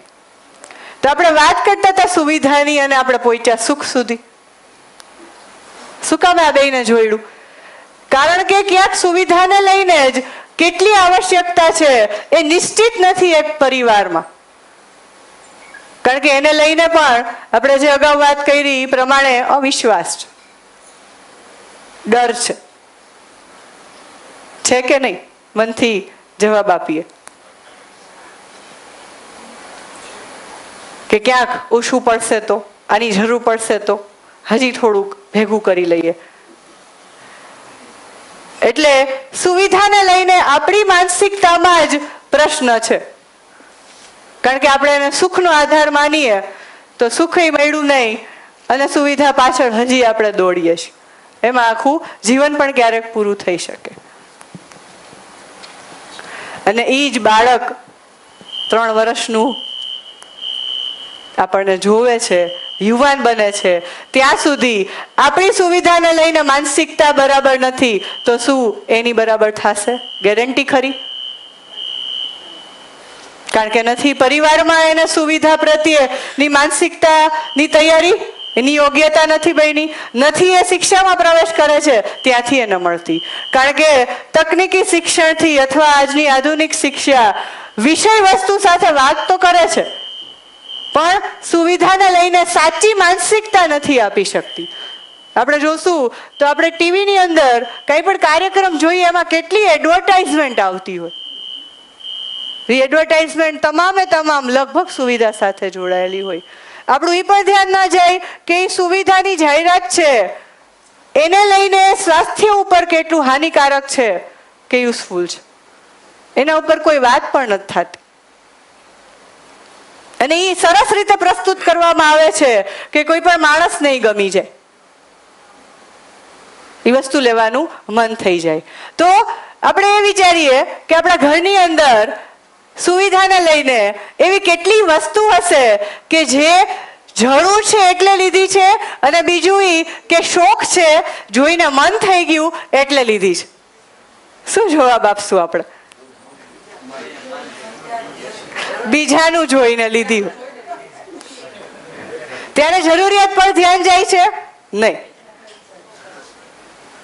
જરૂરિયાત પર ધ્યાન ક્યારે જાય? કે જ્યારે એ લેવા માટે મારી પાસે એટલા પૈસા નથી ત્યારે ધ્યાન જાય. પણ જો હોય, આપણી સક્ષમતા હોય તો આપણે જરૂરિયાતને જોશું કે મનને જોશું? મનને જોશું. અને આ દરેક માણસ માટે છે. પણ છતાંય એના પર જોક્સ જે છે એ વધારે પત્ની આધારિત હોય છે અને આપણે બધા વાંચીને પાછા હસતાય હોય. ફરીથી બાળક જોવે છે પતિ પત્નીના જોક વાંચીને આપણે હસીએ છીએ, તો એ જોવે છે કે પતિ પત્ની સંબંધ જે આટલો મહત્વનો છે એના ઉપર આવું હાસ્ય થઈ શકે.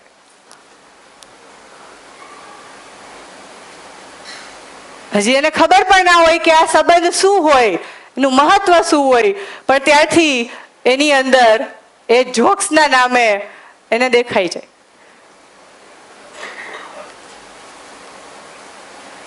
આવી નાની નાની કેટલી વાત હશે કે જેના પર આપણે બધાએ ધ્યાન આપવું પડશે. હું તો ખાલી ઘરના બાળકની વાત કરું છું, બહાર નીકળીએ તો એવા બીજા કેટલા બાળકો હશે જોતા હશે. શિક્ષણ જગતમાં હશું તો કદાચ કેટલા વિદ્યાર્થીઓ હશે જે એક શિક્ષક તરીકે જોતા હશે.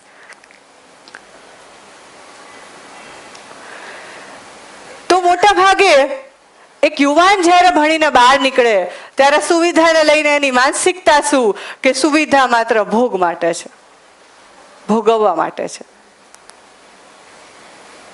અને આગળ જતા એ જ સુવિધાને લઈને કેટલો સંગ્રહ કરવો એના માટે એનું મન થશે.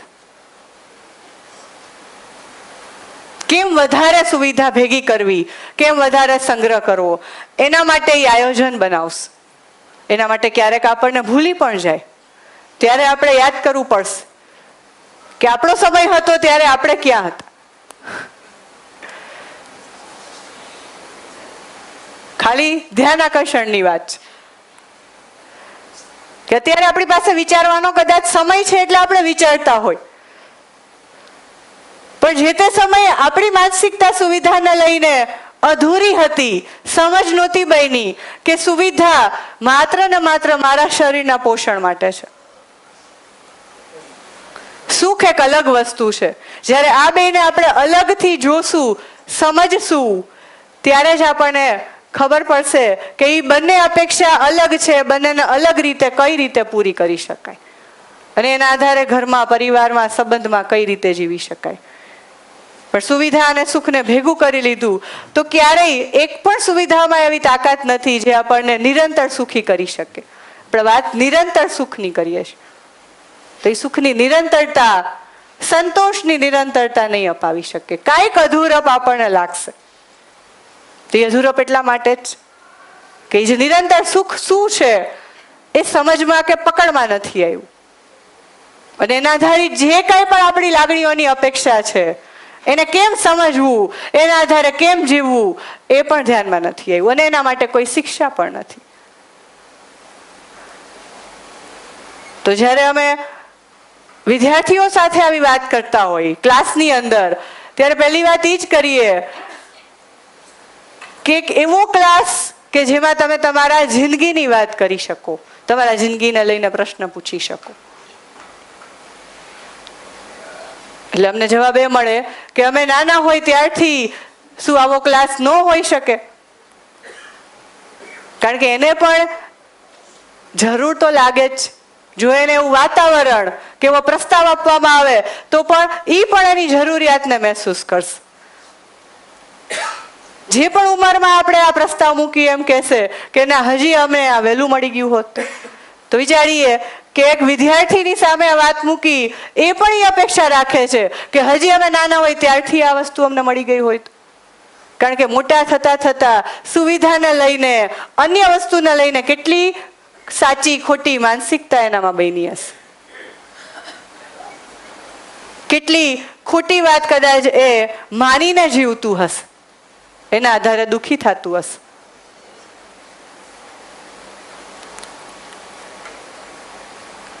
સુવિધામાં તમામ વસ્તુ આવી જાય. ઘરમાં જરૂરિયાતની વસ્તુ જેનો આપણે રોજ આપણી દિનચર્યામાં ઉપયોગ કરીએ, એને લઈને પણ જો આપણી સમજ ન બની હોય તો સાડીને લઈને સન્માન, કપડાને લઈને સન્માન, વસ્તુને લઈને સન્માન, મકાનને લઈને સન્માન, તો ક્યાંક આપણે સુવિધા કે વસ્તુને પણ સન્માન સાથે જોડી દેશું. અપેક્ષા છે નહીં ફરીથી સન્માન મેળવવાની. પૂરી કોનાથી કરવાની કોશિશ કરીએ? મકાન લઈ લઈને પણ થાકી જાય, સાડી લઈ લઈને પણ થાકી જાય, સારા દેખાવ કરીને પણ થાકી જાય, છતાંય સન્માનની નિરંતરતા મળતી નથી. અને હવે કેટલી સાડી લેવી, કેટલા ઘર લેવા, કેટલી વસ્તુ લેવી, એમાં પણ પ્રશ્ન થઈ જાય છે. થાય છે કે નહીં આવું? તો બધાનું સન્માનને જોવા માટેનું એક અલગ વસ્તુ, પણ ક્યાંક એ સુવિધા સાથે જ જોડાયેલું હશે. એટલે જ આપણે એવું સમજીએ કે બધાના શોખ અલગ છે, પણ એને એક શબ્દ આપીએ તો એ શોખ સુવિધા સાથે જ જોડાયેલા હશે. તો સુવિધાથી સન્માન મેળવવા માટેના પ્રયત્નો ક્યારેય નિરંતર સંતોષ, નિરંતર સુખ નથી અપાવી શકતું, કારણ કે એ વસ્તુમાં તાકાત જ નથી. એ વસ્તુનું પ્રયોજન કંઈક અલગ છે, એને સમજવું પડશે. છોડવાની પણ વાત નથી. અહીંયા એવી વાત પણ નથી કે છોડી દઈએ. સમજવાનું એટલું જ છે, એની જરૂરિયાત શેના માટે છે. શું એનાથી હું સુખી થઈ જઈશ? સંતોષ મને મળશે? શાંતિ મળશે? નહીં મળે. જો નથી મળતી તો એનો મતલબ કે આ કંઈક અલગ વસ્તુ છે, એને અલગથી સમજવી પડશે અને એનું અલગ શિક્ષણ પણ આપવું પડશે. તો જ બાળકની માનસિકતામાં આવશે, તો જ યુવાન બનીને બહાર નીકળશે, તો એના આચરણમાં એ બધી વસ્તુઓ જોવા મળશે, નકર નહીં જોવા મળે. તો અહીંયા આપણી સામે આગળ જતા એક પ્રસ્તાવ આવશે કે જેમાં આપણે નિરંતર સુખી થઈ શકીએ કે નહીં. શું શિક્ષણમાં એવી વિષય વસ્તુ હોઈ શકે કે નહીં, એને આપણે આગળ જતા એક પ્રસ્તાવ રૂપે મૂકશું. અત્યારે આપણે આ જે વાત કરીએ છીએ સુવિધાને લઈને માનસિકતા, તો એ એક ભોગવવાનું સાધન છે અને મનોરંજનનું સાધન છે. એટલા માટે કેમ વધારે ને વધારે સંગ્રહ કરી, સુવિધાને ભેગી કરી, એના ઉપર જ આજે જે યુવાન ભણીને બહાર નીકળે છે એ માનસિકતા સાથે છે. એટલે ક્યારેક આપણે પણ એવું કહેતા હોય કે આને વસ્તુની વેલ્યુ નથી, જલ્દી મળી ગઈ એટલે. તો આપણે સુવિધાને માત્ર સંઘર્ષ સાથે કમ્પેર કરશું તો વસ્તુનું મૂલ્ય એને નહીં સમજાય. એને વસ્તુનું પ્રયોજન અને વસ્તુથી પણ વધારે સંબંધ જે છે એ જીવવાની વસ્તુ છે, એનું પ્રયોજન દેખાશે અને એ આપણે દેખાડી શકશું તો એ વસ્તુની વેલ્યુ કરશે, સંબંધની વેલ્યુ કરશે. પણ અહીંયા નથી થતી વસ્તુની પણ વેલ્યુ અને સંબંધની પણ એ વેલ્યુ નથી થતી, કારણ કે એને વસ્તુ બાળકને જોઈએ એટલે જોઈએ, ન અપાવીએ તો જીદ કરશે. આપણે શું કહેશું? માનતા નથી, બરાબર, અને કંટાળીને અપાવી દેશું, બરાબર. અને એને વધારે ખુશ, કેમ કે આ વિચારવા જેવી વાત છે કે આપણું સુવિધાને લઈને માનસિકતા સુખી થવાની હોય તો બાળકને ઈ મેસેજ મળે છે, ત્યાં પણ માનસિકતાનું રોપણ થાય છે. કારણ કે જોવા જઈએ તો એ ખાલી બાળક ઉંમરમાં નાનું છે, સમજણ એનામાં છે, વ્યક્ત કરવાની યોગ્યતા ધીમે ધીમે બને છે. તો આપણે એને બાળકને એક માણસ તરીકે જોશું તો આપણને દેખાશ, જે અપેક્ષા મારામાં છે એ અપેક્ષા બાળકમાં પણ છે. તો નિરંતર સુખી થવાનો રસ્તો મને નથી ખબર, પકડવા નથી આવ્યો, તો હું સુવિધાને લઈને નિરંતર સુખી થવાના પ્રયત્ન કરું તો બાળક મને જોઈને એ વસ્તુ શીખે છે, એટલા માટે વેલ્યુ નથી કરી શકતું. કારણ કે એ વાતાવરણ ઘરેથી જેને મળવું જોઈએ, જેની અપેક્ષા જે છે, કારણ કે દરેક બાળક જન્મથી જ ન્યાયનું યાચક હોય છે, એને ન્યાય જોઈ છે. એટલે કે નાનપણમાં એના માતાની જરૂર હોય, એના હૂંફની જરૂર હોય, એના પ્રેમની જરૂર હોય, અને એ પ્રેમ એને મળે એ જ એના માટે ન્યાય.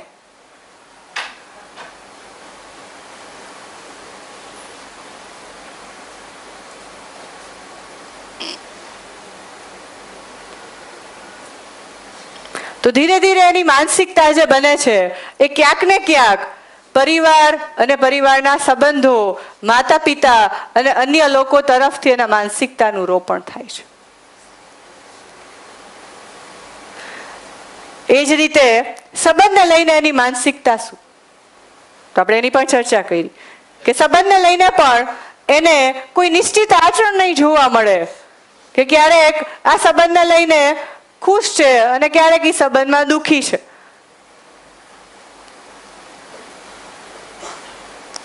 તો સંબંધને લઈને કોઈ નિશ્ચિતતા એને જોવા નહીં મળે પરિવારમાં, સમાજમાં. તો એ જ સંબંધમાં એ ચાલવા માટે કઈ રીતે વિશ્વાસ એનો બનશે કે ના હું પણ વિશ્વાસપૂર્વક જીવી શકીશ. તો સંબંધને લઈને માનસિકતામાં એટલા માટે જ લગ્ન કરવા કે એના ઉપર એને ઓપ્શન તરીકે જોવે છે.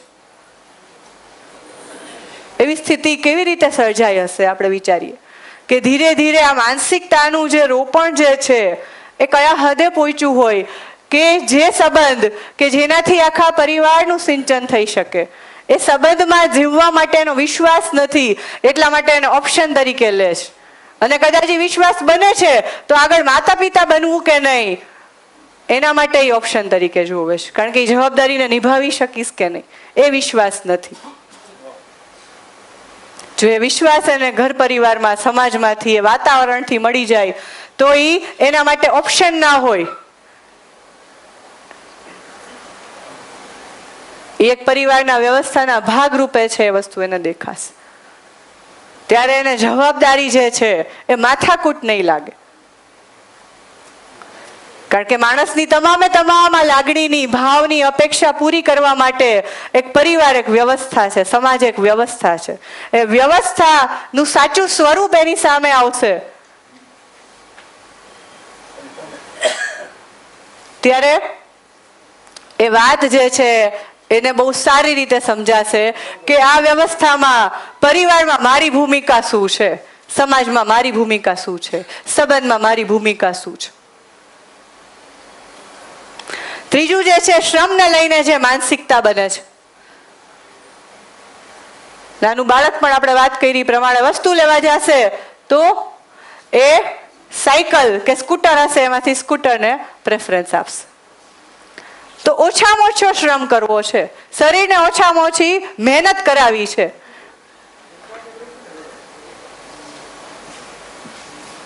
એટલે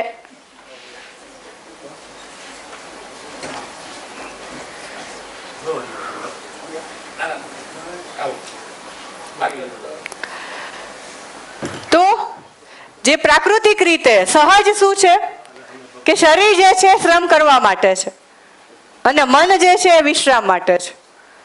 તો એનું રિવર્સ જે છે, એક યુવાન ભણીને બહાર નીકળે છે ત્યારે એક રિવર્સ માનસિકતા સાથે છે કે એવું કયું કામ કરીએ જેનાથી શરીરને વધારે પડતો આરામ મળે, એ વિશ્રામની સ્થિતિમાં રહે, અને મનથી આપણે વધારે શ્રમ કરી અને વધારે સુવિધા, વધારે વસ્તુ મેળવી શકીએ. તો એનાથી પરિણામ આપણી સામે છે કે જે શરીર શ્રમ માટે બનેલું છે અને શ્રમ નહીં આપીએ તો એ બીમાર પડશે. અનેક બીમારીઓ ઘરમાં આવશે અને આવતી દેખાય પણ છે. આજે ઘરની અંદર કેટલા બાળકો હશે, સ્કૂલની અંદર કેટલા વિદ્યાર્થીઓ હશે કે જે પોતાનું કામ બધું જ જાતે કરે છે. અને શ્રમ શું છે એની માનસિકતા એનામાં છે. તો જો નાનપણથી માનસિકતા નથી તો યુવાન બનતા બનતા પણ એ માનસિકતા નહીં જ આવે. એ વાતાવરણ આપવું પડશે, અને એ પણ ક્યાંક સુવિધા સાથે જ જોડાયેલું છે. કારણ કે જેને આપણે સંઘર્ષ કહીએ છીએ એ સંઘર્ષ કરતા જ્યારે આપણા સંતાનો આપણને જોવે છે ત્યારે એવું સમજે છે કે સુવિધાને લઈને ખૂબ સંઘર્ષ કર્યો, તો હવે હું ઓછામાં ઓછા સંઘર્ષ સાથે વધારે સુવિધા કેમ પ્રાપ્ત કરી શકું. પણ એની સાથે જો એને કદાચ ઘરમાંથી, પરિવારમાંથી જે વાતાવરણ મળે કે સુવિધા માટે જે સંઘર્ષ થયો છે એની સાથે જ નિરંતર સુખી થવા માટે પણ અલગ એક સંઘર્ષ છે અથવા તો અલગ એક સમય છે, તો એ બેલેન્સ કરીને જીવી શકશે. તો માત્ર સુવિધાથી, સંઘર્ષથી એ ક્યાંક એવો મેસેજ લઈને જાય છે કે શરીર વિશ્રામ માટે અને મન જે છે એનાથી ભરપૂર શ્રમ કરી વધારે સુવિધા ભેગી કરીએ. રિઝલ્ટ આપણા સામે છે.